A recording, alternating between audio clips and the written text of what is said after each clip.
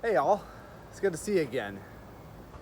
So one of the things I'm going to start doing in some of these videos the next several weeks is throwing out a word for you each week for you to ponder, to consider, and how it relates to faith and religion and church and our being together and as being a disciple of Jesus.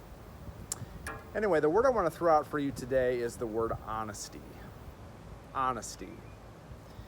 You know, we are always called to be honest with each other. And that's very important, but I think it's also important for us always to be honest with God and to be honest with ourselves about who we are and what we think, what we believe, what we struggle with, what we acknowledge we've done wrong, and all those kinds of things, because honesty is the best way for all of us to grow as individuals. It's also, I think, an important part of who we are as a community. If we are willing to be honest with each other as part of a community of faith, it makes growing in our faith.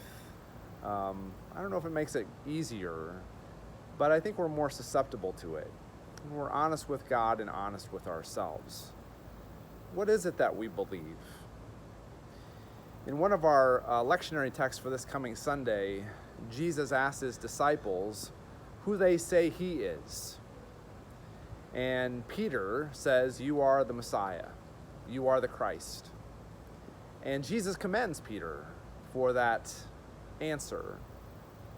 We assume that Peter was being honest with Jesus about that. But you wonder what was going through his mind to help him come to that conclusion, if in fact he was being honest. What got him to that spot?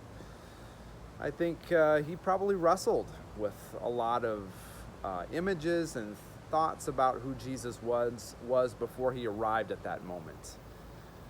That's true for us too in our daily journey, our daily walk, if you will.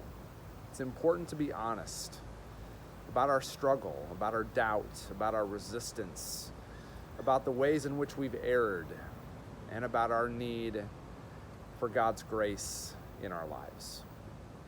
Honesty. Wrestle with that this week, and we'll wrestle with it, I'm sure, a little bit more on Sunday. 9 o'clock and 11 o'clock worship this week, outdoors if the weather allows, inside at 11 o'clock for sure. I look forward to seeing you. It's great to be back. Still feeling that same way after a week into it. Great to be back from sabbatical and to be among you. I'll see you Sunday.